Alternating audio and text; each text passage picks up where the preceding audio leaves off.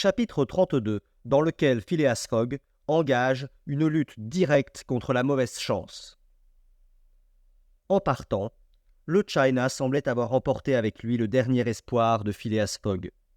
En effet, aucun des autres paquebots qui font le service direct entre l'Amérique et l'Europe, ni les transatlantiques français, ni les navires du White Star Line, ni les steamers de la compagnie Iman, ni ceux de la ligne hambourgeoise, ni autres, ne pouvaient servir le projet du gentleman.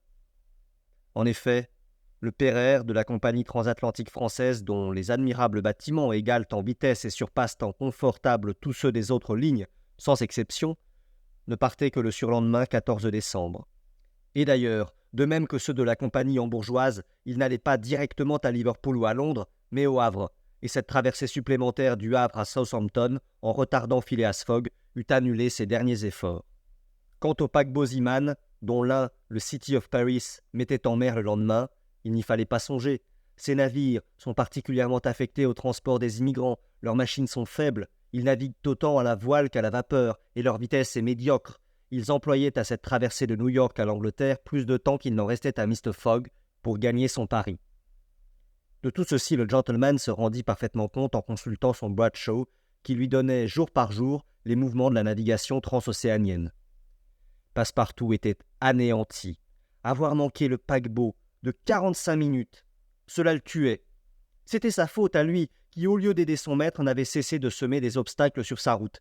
Et quand il revoyait dans son esprit tous les incidents du voyage, quand il supputait les sommes dépensées en pure perte et dans son seul intérêt, quand il songeait que cet énorme pari, en y joignant les frais considérables de ce voyage inutile, ruinait complètement Mr. Fogg, il s'accablait d'injures. Mr. Fogg ne lui fit cependant aucun reproche, et en quittant le pied des paquebots transatlantiques, il ne dit que ces mots. « Nous aviserons demain. Venez. » Mr. Fogg, Miss Aouda, Fix, Passepartout traversèrent l'Hudson dans le Jersey City Ferry Boat et montèrent dans un fiacre qui les conduisit à l'hôtel Saint-Nicolas dans Broadway. Des chambres furent mises à leur disposition, et la nuit se passa. Courte pour Phileas Fogg, qui dormit d'un sommeil parfait, mais bien longue pour Miss Aouda et ses compagnons, auxquels leur agitation ne permit pas de reposer. Le lendemain, c'était le 12 décembre. Du 12, 7 heures du matin au 21, 8h45 du soir, il restait 9 heures, 13 jours et 45 minutes. Si donc Phileas Fogg fut parti la veille par le China, l'un des meilleurs marcheurs de la ligne Cunard, il serait arrivé à Liverpool, puis à Londres, dans les délais voulus. Mr. Fogg quitta l'hôtel seul, après avoir recommandé à son domestique de l'attendre et de prévenir Miss Aouda de se tenir prête à tout instant. Mr. Fogg se rendit aux rives de l'Hudson, et parmi les navires amarrés au quai ou ancrés dans le fleuve, il rechercha avec soin ceux qui étaient en partance. Plusieurs bâtiments avaient leur guidon de départ et se préparaient à prendre la mer à la marée du matin, car dans cet immense et admirable port de New York, il n'est pas de jour où 100 navires ne fassent route pour tous les points du monde. Mais la plupart étaient des bâtiments à voile, et ils ne pouvaient convenir à Phileas Fogg.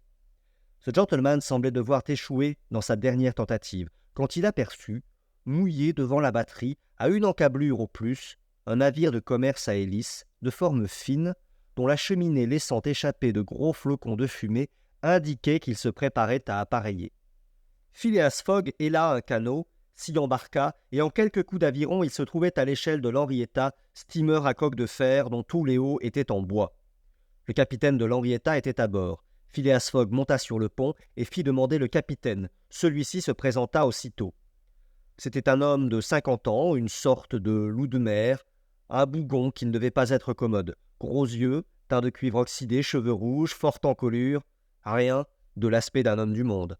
« Le capitaine » demanda Mr. Fogg. « C'est moi.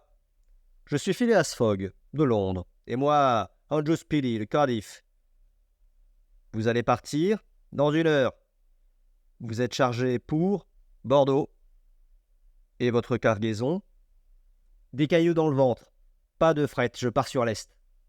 Vous avez des passagers ? Pas de passagers, jamais de passagers. Marchandises encombrantes et résonnantes. Votre navire marche bien ? Entre 11 et 12 nœuds. L'Henrietta, bien connu. Voulez-vous me transporter à Liverpool, moi et 3 personnes ? À Liverpool ? Et pourquoi pas en Chine ? Je dis Liverpool. Non, non, non, je suis en partance pour Bordeaux, et je vais à Bordeaux. N'importe quel prix ? N'importe quel prix. Le capitaine avait parlé d'un ton qui n'admettait pas de réplique. « Mais les armateurs de l'Henrietta, reprit Phileas Fogg. « Les armateurs, c'est moi, répondit le capitaine. Le navire m'appartient. Je vous l'affrète. Non.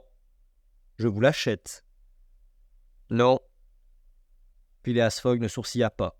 Cependant, la situation était grave. Il n'en était pas de New York comme de Hong Kong, ni du capitaine de l'Henrietta comme du patron de la Tankadère. Jusqu'ici, l'argent du gentleman avait toujours eu raison des obstacles. Cette fois-ci, l'argent échouait. Cependant, il fallait trouver le moyen de traverser l'Atlantique en bateau, à moins de le traverser en ballon, ce qui eût été fort aventureux et ce qui, d'ailleurs, n'était pas réalisable. Il paraît, pourtant, que Phileas Fogg eut une idée, car il dit au capitaine : « Eh bien, voulez-vous me mener à Bordeaux ? » ?»« Non, quand même vous me paieriez 200 $. Je vous en offre 2000.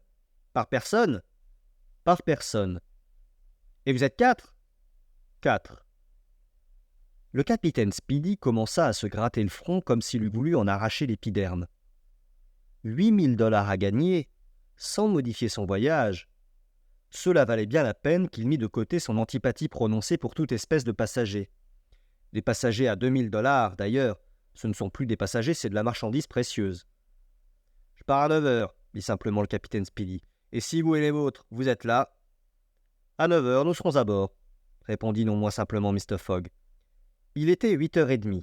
Débarquer de l'Henrietta, monter dans une voiture, se rendre à l'hôtel Saint-Nicolas, en ramener Miss Aouda, Passepartout, et même l'inséparable Fix auquel il offrait gracieusement le passage, cela fut fait par le gentleman, avec ce calme qui ne l'abandonnait en aucune circonstance.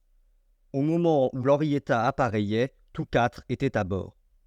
Lorsque Passepartout apprit ce que coûterait cette dernière traversée, il poussa un de ces « oh » prolongés qui parcourent tous les intervalles de la gamme chromatique descendante.